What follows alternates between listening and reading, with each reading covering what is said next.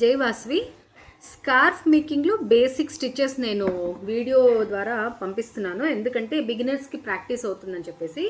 ఇందులో chain stitch basic stitch అండి, starting ఇది ఎలా చేయాలో మీకు చూపిస్తాను ఇవాళ.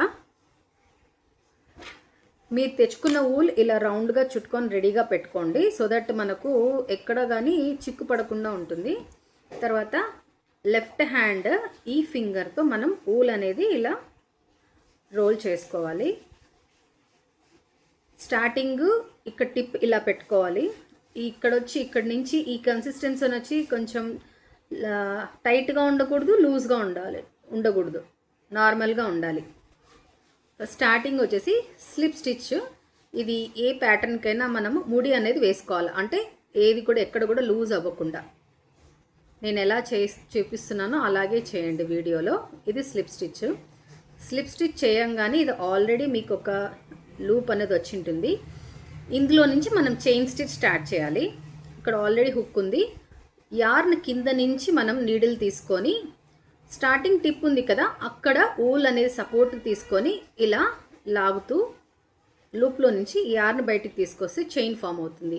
Yarn over pull out from the loop, yarn over pull out from the loop. ఇలా చేస్తే మీకు చైన్ స్టార్ట్ అవుతుంది. చూడండి, జాగ్రత్తగా చూడండి, ఇంకొంచెం దగ్గరగా చూపిస్తున్నాను. యార్న్ హుక్లో నుంచి తీసుకొని లూప్లో నుంచి బయటికి రావాలి, అప్పుడు మనకు చైన్ వస్తుంది. Yarn over pull out from the loop, ఇది చైన్ స్టిచ్.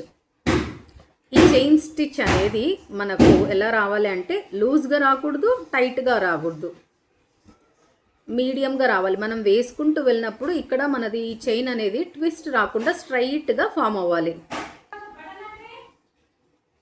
కొంచెం స్టార్టింగ్ వచ్చేసి కొంచెం టైట్ అనిపిస్తుంది మనకు.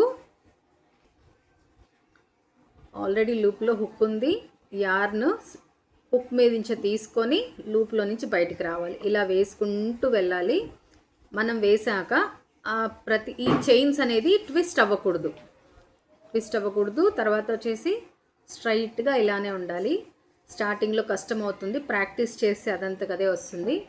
మీకు అడ్మిన్స్ డిజైర్ టైం ఇస్తారు. ఏదైనా ఆ డౌట్ ఉంటే ఆ టైంలో గ్రూప్ ఓపెన్ చేస్తారు. ఏదైనా డౌట్స్ ఉంటే నాకు పింక్ చేయండి, ఓకేనా అండి. Thank you. జై వాసవి.